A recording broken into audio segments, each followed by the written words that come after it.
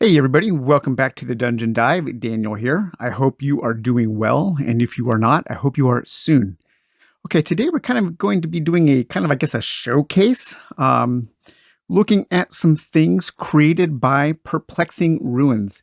And all of these things can be found and downloaded from itch.io, and they are little kind of indie RPG items and things for solo play and things to facilitate your tabletop role playing needs and games. So, we're going to be focusing today on Fallen. We're going to be taking a look at Fallen. It is a Baroque and Grim fantasy tabletop RPG.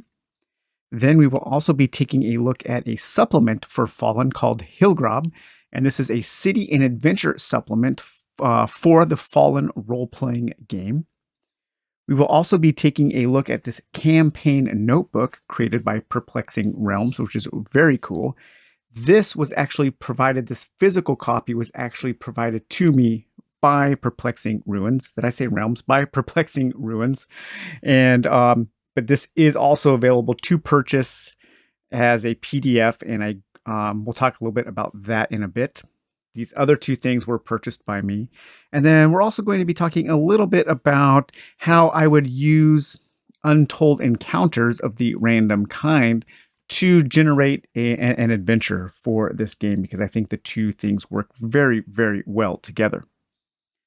So Fallen is a game that if you've played Bloodborne or maybe have read The Headless Horseman, think of it kind of like that. It is a almost kind of like a Warhammer old world setting, but I have taken out some of my miniatures from a Sleepy Hollow game that I still have not played yet, but I thought these would be perfect. And this guy is kind of the character that I have created for this little adventure that I'm going to be playing over the next couple days. And then it's also good if you have Bloodborne. The Bloodborne game is also comes with some really cool minis if you wanted to supplement your games with some miniature work, because you have some like scraggly looking dogs and cool people with tricorn hats and canes, and maybe like some witch looking people, and also some another witch looking person here, and some monsters. So I think that the Bloodborne game actually comes with a lot of stuff that you could use to supplement this game. But let's read a little bit about Fallen by Perplexing Ruins, a Baroque and Grim fantasy tabletop RPG. Fallen sits somewhere in the historical precedent of the early modern period, generally speaking, Euro-American 1600 to 1850. It is influenced by the clash of superstition and knowledge, of folklore and science, and of faith and independence. I believe the book allows for historical play in these periods and associated settings. If you've ever seen the movie Brotherhood of the Wolf, that is another really good touchstone for this game. Quite an interesting movie, really. One that has a lot of flaws, but is also quite unique. And it co-stars Mark Dacascos, who is a great martial artist and also, oddly, the host of the American Iron Chef. Let's see. However, Fallen is fictional. It aspires to catch a tone and mood more than historical fidelity. Muddy stagecoach routes, cider-serving taverns, dark forests, large estates, alchemy, demons, witchcraft, canals, card parlors, and strange lights in the old bell tower. These rules will be considered overly robust by some and severely lacking by others. This line is a difficult one to navigate. I encourage using the rules to facilitate and guide, but play, narrative, discussion, and tone should be the guiding star. So the rules are a little bit more in depth than some indie RPGs, actually a lot more in depth than some indie RPGs, but not quite as complex as other like huge books.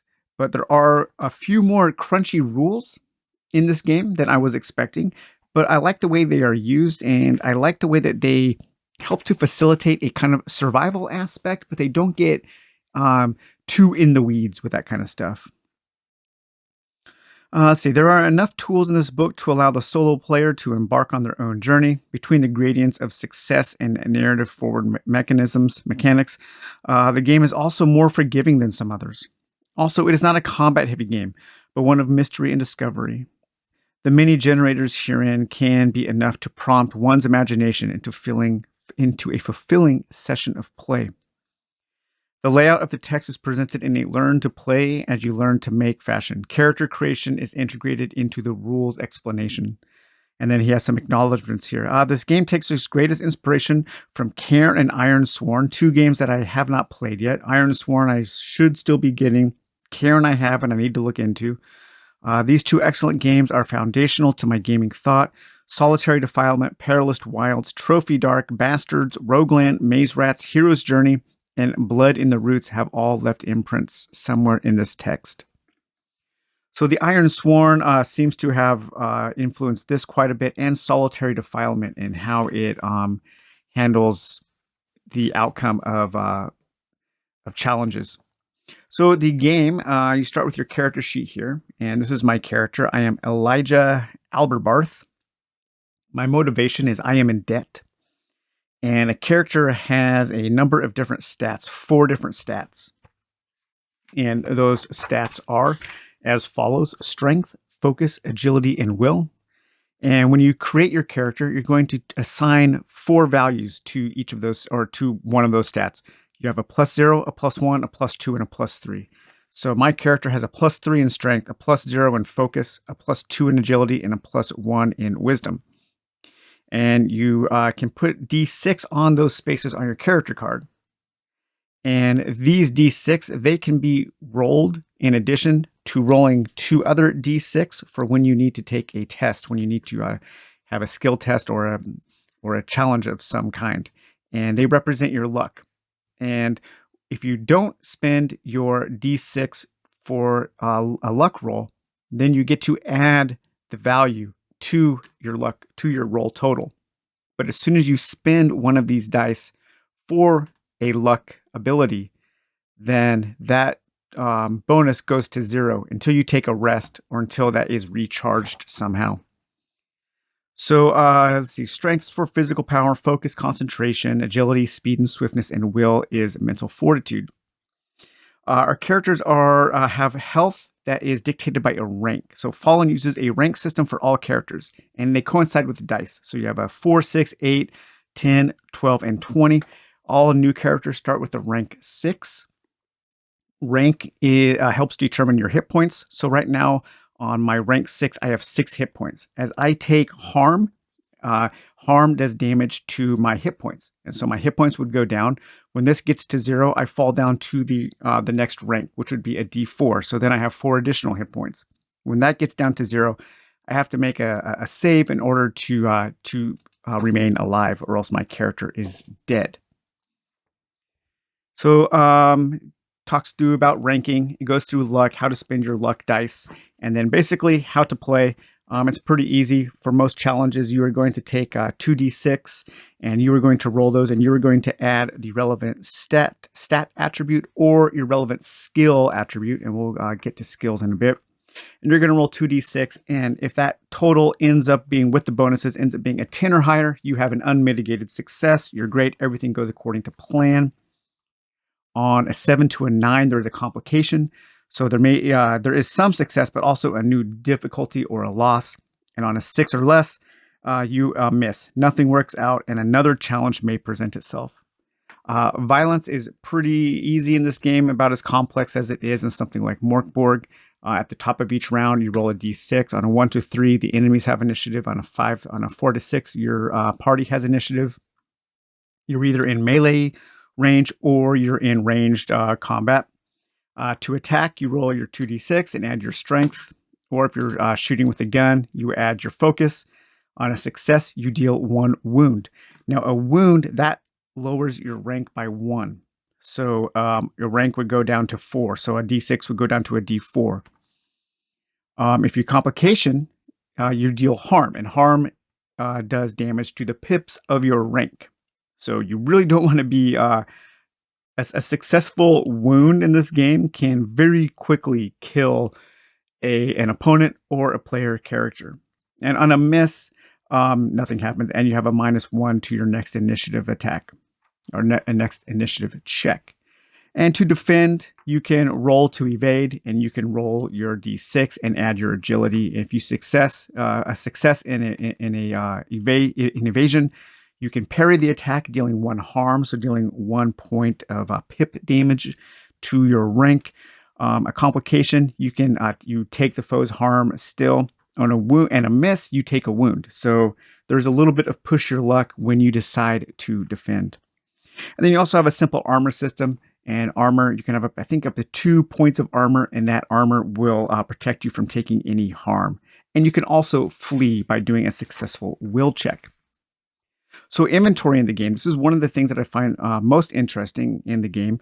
You can start with a few things. You start with your motivation. So I rolled my motivation. My motivation was debt. So that's going to dictate part of the adventure that I am creating right now. I also rolled up my name and my surname. And then you also get your consumable items. So consumable items like torches, rations, chalk, anything that you would usually keep track of with a check marks or boxes or something like that, or maybe dice. So all consumable items are tracked by a usage die. And this is really cool. And you start with a D20.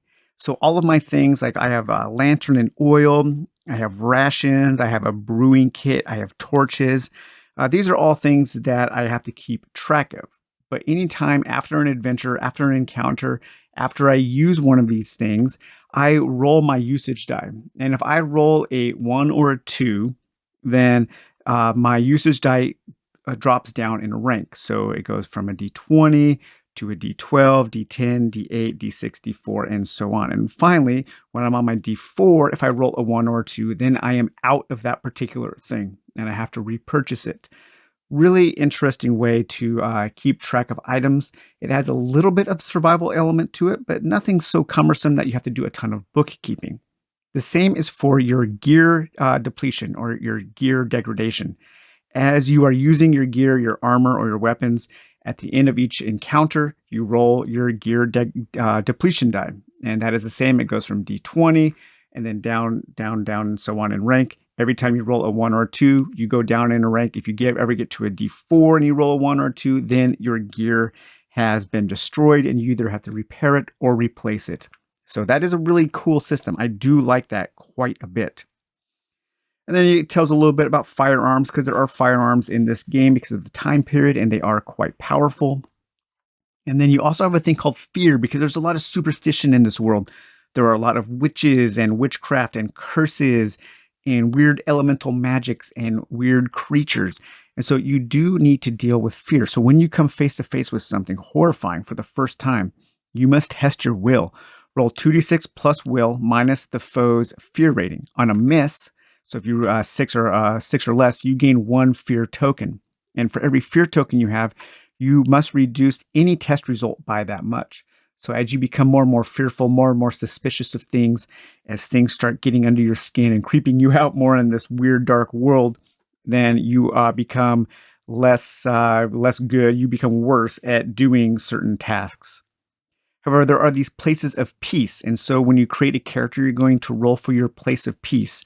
And it's a D6 roll, and I rolled a comfy inn. Anytime I stay in a comfy inn, then I get to remove my fear tokens. So I find solace in a comfy inn. But there are also places of disturbance. These places resonate deeply in your mind and soul. If spending 1d6 hours in such a place, test will. If you miss, take a fear token. So these are places where I am afraid of. And I rolled that, and I rolled a cemetery. And that is going to come up in the adventure that I'm creating.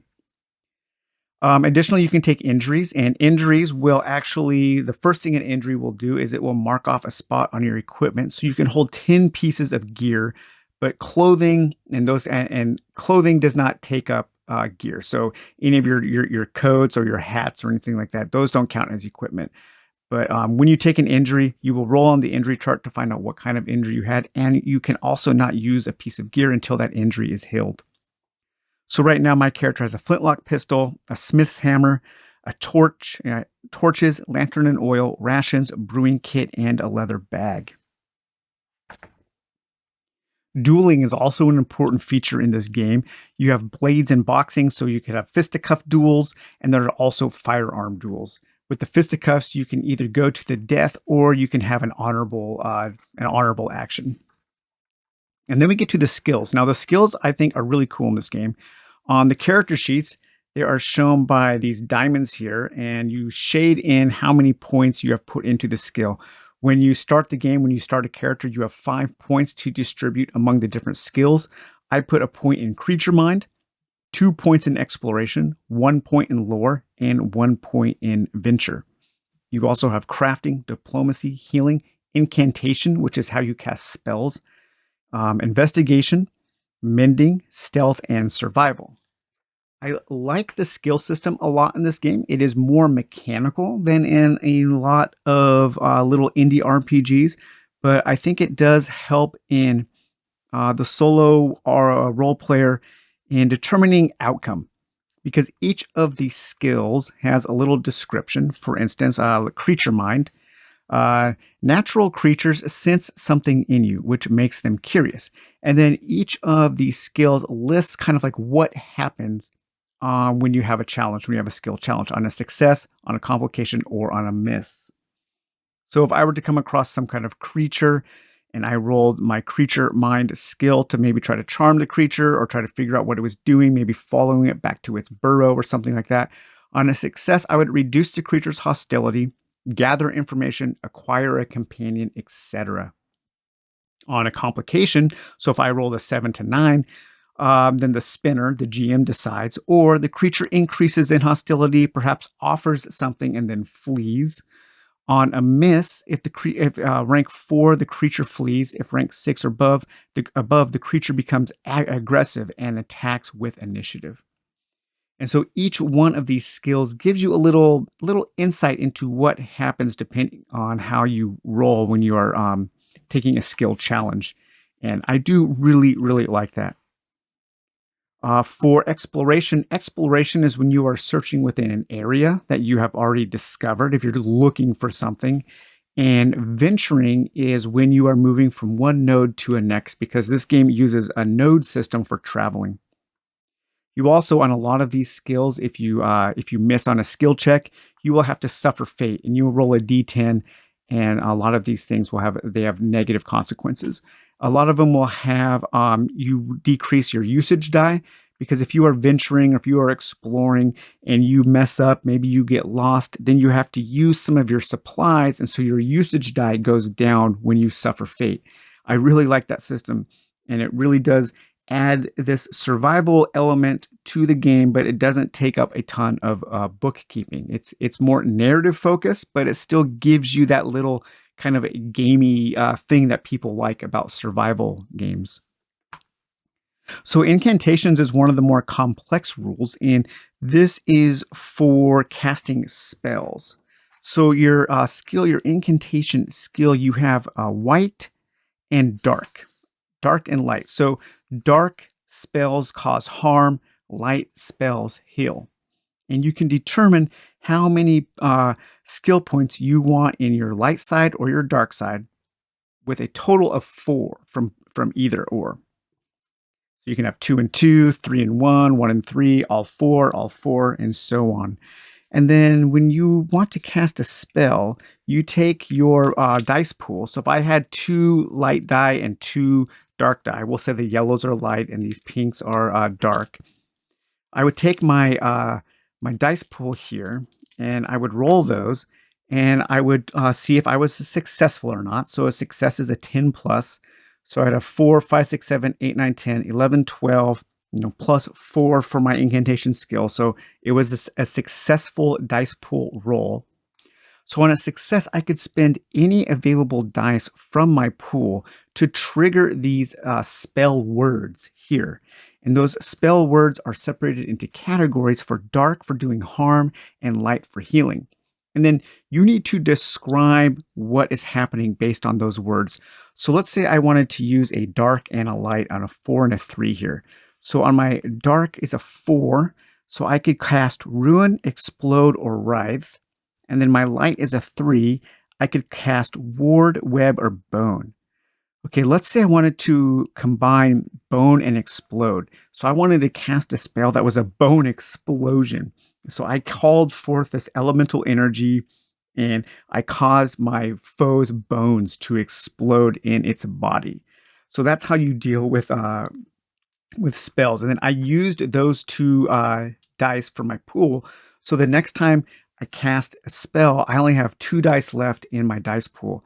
And then I think those are refilled at the end of each day. You start with your total dice pool for your incantations. That's really cool. That's a really neat kind of narrative and mechanical way to cast spells. If you miss, if you roll poorly, then you get cursed, and then you have to deal with some bad things like maybe dark tidings. Your declared intentions manifest as hallucinations happening to yourself. Ooh, creepy. And then advancement. Advancement happens, I think you need 5 experiences, 5 milestones. And it lists some examples here. Perhaps you've defeated a major enemy, you've learned something important to share with a companion, or you've witnessed the demise of a companion. It doesn't have to be good or bad, but they have to be milestones, things that impacted your character. When you get 5 of those, you get to go up in a rank. So you go 6, 8, 10, or 12 in your ranking. And then you also get what they call, what is it, a tarnish point, I believe? Yeah, tarnish points. And for every time you get tarnish points, you collect those, and then you can spend those to make your character better in certain ways. You can spend those to make your weapons better, to make your armor better. For instance, you can have a space of shadows for 2 tarnish points. You can buy this skill here.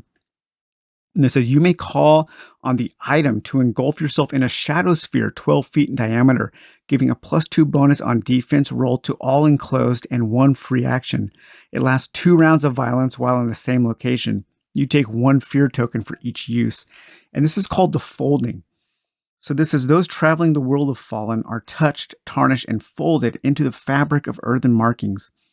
To exist in the planes where darkness and light are born is often met with melancholy. But those able to persevere become tarnished.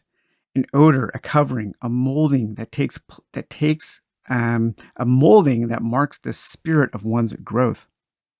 Upon each advancement, a character gains 1 tarnish point. These points are used to grant permanent enhancement to equipment or items. To create your own enhancement, the effect should be earthly, cosmic, or philosophical. The items enhanced thus should have taken place in the adventure, have had the opportunity to become tarnished and folded within the fabric of the connected universe. The degree of its power should be reflected in an appropriate cost.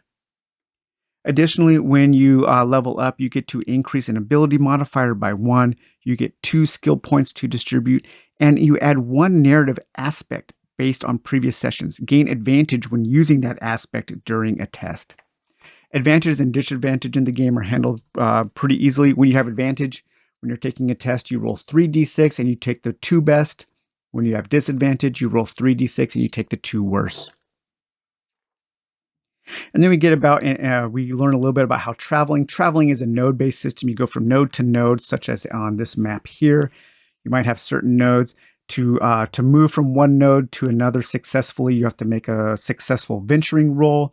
To explore within a node to find what you're looking for, you have to make an exploration roll. And then it tells you what happens based on a success, a complication, or a miss. And then you can also figure out what kind of journey you were going on and how many waypoints it has based on a die roll. And then we get into a whole bunch of generators. These are just random charts that you can roll on if you're playing solo or if you are the spinner or the GM. These are charts that you can use for things you find in the wild, things you find in the city, perhaps a theme of a place, what kind of nature it is, room types, taverns, little pieces of detail, offers. And then here we have NPCs, positions, personalities, traits, motives, wanderers, interactions, hirelings that you can hire, certain rivals that have a reputation, perhaps a quirk there. And then we have operations. So you can roll up a real quick adventure. If you just wanted to do something real quick, you could say, okay, for this adventure, we are trying to punish um, we're trying to punish for out of revenge. So maybe somebody did something bad to us, so we're out for revenge. We want to punish them. And where is this taking place? This is going to take place in a woodland chapel or an ancient forest. And we're dealing with something having to do with spreading an illness. So maybe some coven of witches in an ancient forest gave us a disease, and so we want to punish them for it. And so that would be a very, very simple way of rolling up a small little adventure. And then we get this esoterica. Use these broad lists of words as large spark tables. Roll 3 to 5 words to get a random answer, an adventure, a hook, a rumor, or a title. So we have a bunch of nouns, D100 nouns, D100 adjectives, and D100 verbs. And then we get into artifacts, treasures, and trinkets. These are little like narrative things, like an heirloom perhaps that your character has. So these should tell a little story, give your character a little background there. Some miscellaneous items and some different elixirs, D10 elixirs. Now, one thing this game has that you don't see in a lot of indie RPGs is a pretty extensive bestiary with some very cool art. I love this bestiary in this book. It really helps to set the stage for the game. Beasts have a couple of stats. They have a ranking system. They have armor. They cause fear. There is some lore and some menace. Some creatures have a menace rating, which functions like a form of experience. By banishing a dark and dangerous foe from a populated area or per a contract, the party will increase their renown equal to the creature's menace. This can be used to influence social interactions like diplomacy tests or better rates on goods, weapons, or lodging. It's up to the players to decide the impact of this mechanic. So you can keep track of renown, then you can kind of use it as a currency to add points to your skill checks that have to do with, the town that sent you on this hunt or something like that. And then we have a really cool bestiary with great art. We have the Ask Giant, the Bloodsack Moth, a Bog Troll, a Bone Collector, Dead Knight, a Demon Boar, the Galder, a Giant Flay Spider, a Giant Rat, a Grigling, a Headless Rider and Demon Steed, Magicians, a Mob, a Murderous Noble, a Knuckle Levy, a Regent, a Treslia, a Rogue, a Wire Wolf, and a Pure. And you can also have these charts here where you can create your own creature by rolling a number of D10. So we would have the base would be a bat. Its first feature is a skeletal. It's a skeletal bat with that can talk, and its origin is from nightmares. It acts. It's reclusive, so maybe we have to go and find this skeletal bat that lives in some kind of cave, and it seeks power. So that's a real quick way to generate some kind of beast there. And so that's everything you get. You get quite a bit of game, quite a bit of crunch in a few pages. I think some of the rules could have really benefit from a little more explanation, especially like the incantations, casting spells, and that kind of thing. A few things are vague, but I have a feeling that that vagueness was intentional because the game is really, the system is really encouraging narrative play, especially with the way that the dice system works for having successes, completions, and misses. The way that combat is very deadly, so you probably want to try to avoid combat when you can. But yeah, there's a lot going on in this game, and it seems pretty interesting. Okay, so next we're going to take a look at Hilgaarb here, and this is a city supplement to be used with Fallen, but you could probably use it in just about any kind of a fantasy setting RPG. So the supplement comes with a map. I have laminated mine, and this is the city of Hilgaarb. It is a very cool map with all kinds of different districts and details. Just looking at this map, looking at the names of the places like Rat's Maze and the Dens, or the Edifice, the Ancient Cemetery, Vaults Town, Siren Fountain, the Pearl. Very evocative, and it would probably inspire quite a few adventures just looking at this map.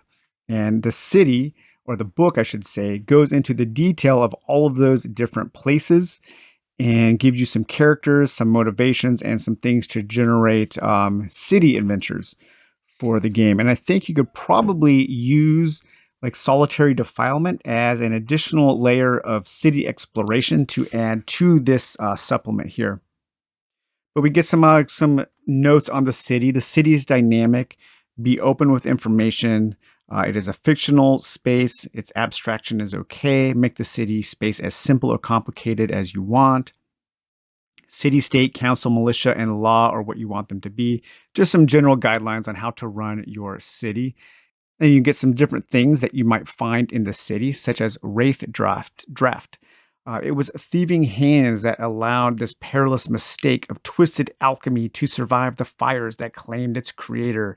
Those that consume this elixir become like its namesake at the risk of losing their humanity. And then we have, so this is deeper understandings of what is in the city, an introduction, what has happened, running your adventure. You have your exploration results here for success, complications, and misses. Location is reached without incident. Location was reached, but roll your usage die. So it took some time, it took some effort, some gear to find what you were looking for. Or movement is difficult, roll usage die and suffer fate. So as you go through the city, you will have to use things and you might suffer some bad consequences. You have 20 different villains that you can roll on this chart here. Casper Hothusen, a former nobleman who has lost his purpose in life since his son turned into a werewolf. Casper now plans to convert humans into werewolves. Ooh, okay, that could spark some interesting adventures. This is a really cool MacGuffin table, and I printed one out here. I believe this is the book. I can't remember if this comes with Fallen or with Hilgaarb. I think it comes with Hilgaarb, but you have this MacGuffin table, which is a D66 table that can give you a word or a little icon to spark some adventures. And it also comes with a little oracle system that you can use to determine, yes or no questions, a degree of success, a plot twist, weather, a quick NPC, something that happens to alter the scene, a shift in the dramatic scene, a random event or focus, and general sparks for your adventure. So this is a really handy little tool that this could actually be used in many, many games. And that will be something that I think a lot of people will find really handy. And then each of the major districts in this city, in this book, has a page like this where you get a description. So this is Risen Rook Hill. This is a commercial district. And this is a bustling, sprawling, and crowded, odorous and noisy with the voices of exchange and trade. Golding Plaza is the hub of the neighborhood. Stalls selling food, general supplies, clothing, weapons, and tools can be found here, located on a hill that overlooks the neighboring districts. And you have some establishment and whispers. So you have two D12 charts of some things that are going on, a D12 chart of certain sites on the street that you might find when you're in Risen Rook Hill. You have a couple important characters here like Reginald Hammond and Fowie. What do they want? And then some conflicts where you have some NPCs, a source, and an NPC there. And so each of the districts, you have Risen Rook Hill, you have Old Faith Town, the Edifice, the Pearl, the Dens, the Kennel Keep, the Rat's Maze or Fort Town, the Vaults Town, the Spire Bluff, the Dockings, and then you have some general charts here to roll up for atmosphere or street names. On the streets, different things that you might see decorating the streets there. Some major events, odd landmarks, secretive spots, strange and grim, characters and contacts in town with the disposition chart. You might have notable features, manners, details, and names. You have different kinds of gangs that you might come across, different cults or groups, nobles and merchants. And then it also has this faction relationship chart that you can use if you want to start introducing kind of complex relationships within the city between different groups, different gangs, different political organizations. 20 hooks and rumors. And then you have some different things that you can use for law, different confinements, the Mortimer's prison, the Findage, and the Marker Asylum. City pressure and penalty. So this is if you really want to get complex into the political ongoings, the subterfuge that is happening in your city. You can keep track of crime, your enemy, the supernatural, the political, and other. And this gives you all the rules that you need to kind of keep track of complex city drama going on kind of underneath the surface of maybe your immediate adventure that you are on. We have city, state, and council, militia, getting around. And that also has here another kind of example of kind of the node traveling system that Fallen uses. And then finally, 100 curious curios that you can find within the city walls. So that is really cool. This is a neat supplement, a really good setting that has a lot of useful information. And next up, we're going to take a look at this campaign book. So as I said, this was supplied to me. This physical copy was supplied to me, but you can get this as a PDF on itch.io, and I believe it's $5, and it's really cool. It's a very, very handy. I can see this being used for a number of different kinds of games and for different purposes. But what are you getting here? So a nice card-based version of this MacGuffin chart. I was just going to laminate this to make my own, but now I have this card version on cardstock. You get your GM, your oracles there, and your MacGuffin chart. You get a cool little, this is a bookmark game for a game called Ward. I think this is like the first edition. The second edition, I believe, was recently uploaded to itch.io, and I need to take a look at that. And just a little postcard here. And then some kind of extra, a little extra sheet here that is already included. But this is a really neat little way to generate and to keep track of adventures and campaigns. It comes with a lot of really cool little tools. So on the inside cover here, and again, you can just print these all out. I'm going to, print out like 5 or 6 copies of this book and just keep it in a binder. But you get your different rooms and corridors for your dungeons. So if you want to go on a dungeon adventure, you have a way to roll your entrances and then a way to roll all of your other rooms and corridors that you might find in a dungeon. So, you can generate a little dungeon like you would in 4 Against Darkness. You can generate the size of a dungeon down here. You can have special rooms to complete. So you can say, kind of like in Solitary Defilement, if you want to find 4 rooms in order to complete that dungeon, you can keep track of them here. You have some different ideas of open-ended exploration, exploration by a predetermined size, exploration by finding a special room, or exploration until a preferred subject is found. And then you have a little legend here for pits, solid walls, doors, stairs, secret doors, starts, and bridges. And then here you have all of your different charts for when you are going into your dungeon. You have your dungeon die, which you can roll here for your discoveries, your encounters, nothing. You make a discovery. You have a positive encounter or a hostile encounter. You have a theme, a type, your discoveries, clues, passive encounters, hostile encounters, what kind of door you have there, different kinds of rooms, a common room, a special room, a geographic formation, different items, treasures, hazards, traps, and different kinds of dressing in order to give your dungeon some theme here.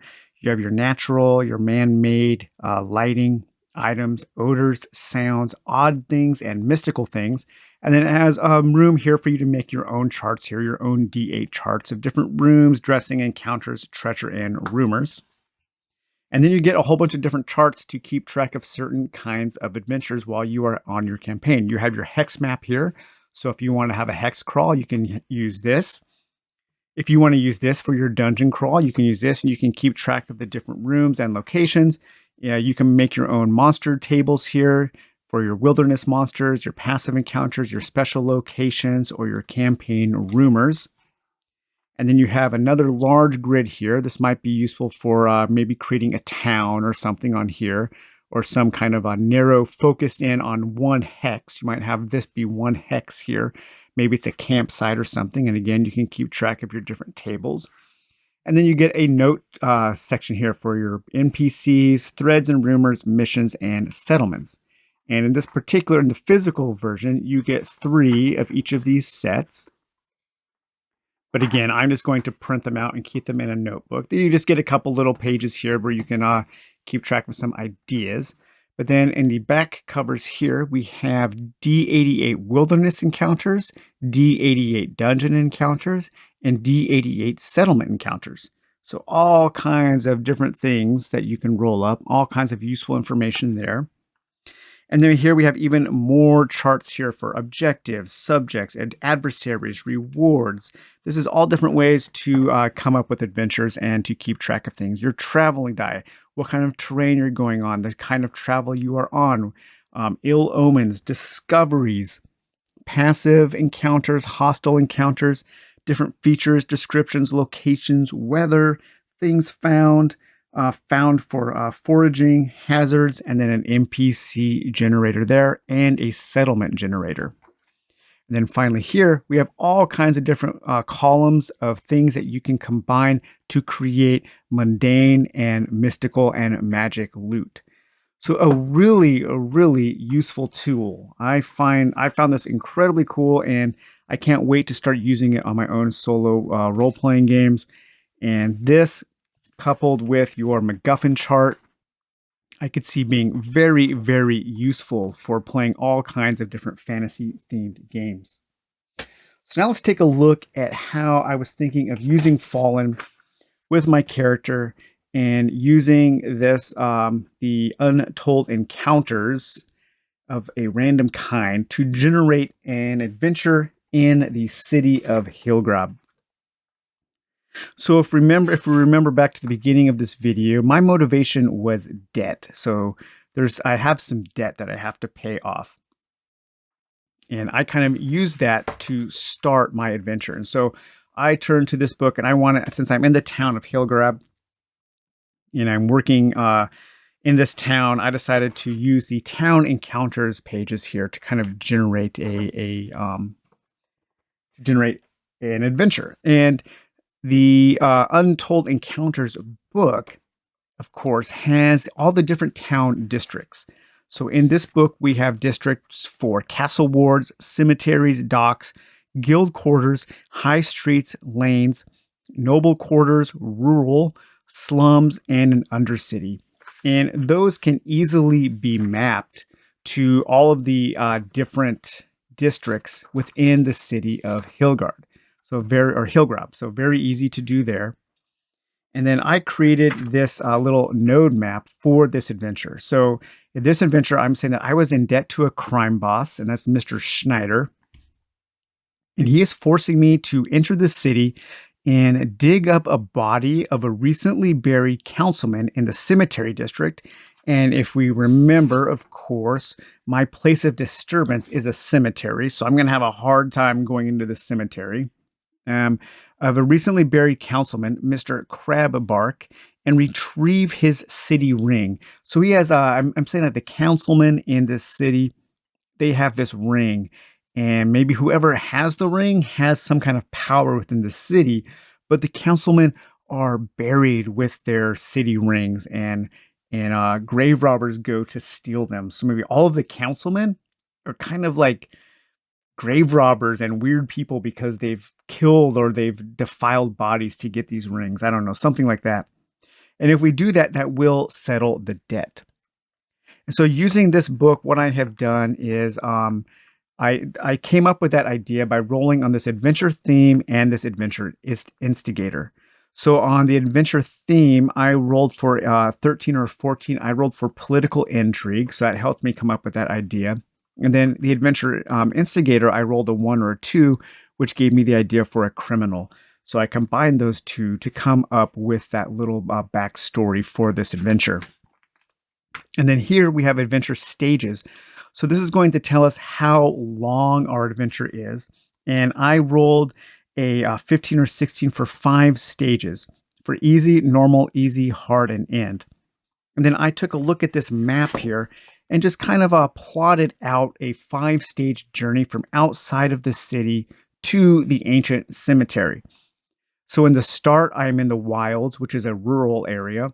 And then I'm going into Old Faith Town, which is over here. So I'm coming in over the hill. I'm going into Old Faith Town. Old Faith Town, I'm using the lanes from this book. And then I'm going over to the river here and crossing this bridge, which I'm saying is part of the docks. And then I'm going through the dens, which is a slum. And then finally, I'm ending in the cemetery. And that's where my adventure is going to end. We can roll on this antagonists and different complications. We kind of already, I don't know if we need to roll on the antagonists right now, but let's see what kind of like complications I might have on this adventure here. A 12. Occupied. The town is under occupation or becomes occupied near the start of the adventure by an outside power. There are troops all around, curfews, and frequent checkpoints. So that might be something that I do as I progress to each node, possibly having to make some kind of diplomacy check or hide or sneak around so I don't cause any kind of a disturbance or fall under the suspicion of an outside power, an outside guard. So I've determined where my different nodes, where my different adventures are going to take place. And then you could come here and depending on the type of stage, where your stage is, and depending on how you rolled on this table here, then it would tell you how many encounters to have in each one of those spaces. So starting, I'm in a rural area and it is easy. So in easy, I would have 1 encounter there. And then I could also roll on this antagonist encounter. So let's just do an example real quick. I'm coming into the city from the outside area, from the rural surroundings, the foothills, and I'm traveling on this road down into the city. And now let's see what happens to me in this rural area. So let me find our chart here. Okay, so here we have our D100 chart. So what happens to my character as I am traveling into the city? Okay, so let me grab my D10s here and figure out what is happening as I am traveling into the city through the rural area. And we have 62. A prize bull, big horns, and a big attitude. Okay, so let's read a little bit about that. Maybe I'm going, so that could work because I am trained in my skill of creature mind. But let's read a little bit more about this prized bull that is out here in the wilds. This prize animal is the most valuable breeding bull in the area, and he knows it. Unless you are a cow, you will not be tolerated in his field. He will charge any character who gets too close or happens to be wearing red. The farmer has been meaning to put a ring in his nose for months now to make him easier to handle. However, he keeps finding excuses. So as I'm traveling, maybe this bull sees me and I'm trying to understand the bull because I do have creature mind. So I know maybe how to calm it or how to get out of its way.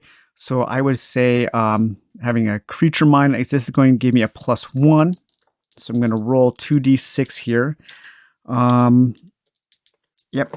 All right. Ooh, that's terrible. 4 + 1 is 5. That is a complete miss. So I would say this bull attacks me, and now I either have to run and escape or fight the bull and possibly get gored and die by this bull. I can make a flee test, which is a will test. There are a number of different ways we could handle that situation. I'm not going to go too into the crunch right here. Just wanted to give a brief example. So after we would deal with that, we could then go to that chart again, and we can kind of roll up to see what our antagonists are doing behind the scenes at this stage of the adventure. So we could roll our D20 and a 14. Surprise meeting. A small group of antagonists are surprised to meet the characters. So maybe as we come in here, as we come into the city, a group of maybe the crime boss has sent some of his thugs to make sure that I am doing what I was hired to do. And so they are tailing me they are making sure that I get to the cemetery in one piece. Maybe they're going to help me get there, but if I bug out, then they are going to attack me. Okay, so then the second stage of our journey here, but actually what we would do also is because we are traveling, we would travel from one node to the next. I would want to make a venture roll in here to see if anything else happens to me. And there we go, a 6 plus 1 is or 5 plus 1 is a 6. So that would be another miss. So we would have some other kind of complication as we are traveling from one node to the next. But let's say now we've made it to the Old Faith town, and the Old Faith town is a normal. So we would roll on our normal chart. We would have one encounter, and we're saying that that was the lanes. So in the lanes here, I would find my lanes chart. There's my cemetery, docks, guild quarters, your high streets, your lanes. So now we could roll our D100 to see what happens to us in the lanes. 41. Loose bricks. Without warning, the masonry falls from above. Okay, so it sounds like some kind of an agility test that I would have to pass in order to not be struck by these bricks. Perhaps somebody is throwing bricks. Perhaps the pusher from Dark Tower is pushing bricks off ledges. But as you can see, you're going to travel from node to node, rolling up encounters, kind of keeping track of what your antagonists are doing in the background. And then finally, we know that our main goal here is to get to the cemetery to find that body, so we could do an explore check in the cemetery to make sure we can find the right body, the right grave to dig up and find that ring. So really, really useful and a really fun and quite simple way to combine just this map, a few pages of rules from this book, and our Untold Encounters book in order to create an interesting urban adventure for Fallen. I really like this game. It's neat. It has some neat things going on. I love the setting. I like how it's a little crunchier than some other indie RPGs, but it's not too bad. I like the way it handles your usage die and the gear depletion, the gear degradation die. I really like how that ranking system goes because it does have that kind of survival element, but there isn't a ton of bookkeeping associated with it. But anyway, guys, I hope you enjoyed looking at Fallen and these items from Perplexing Ruins. If you like what you've seen, give them a follow on itch.io. They seem to be putting out cool stuff all the time. So we'll talk to you later, guys. Bye-bye.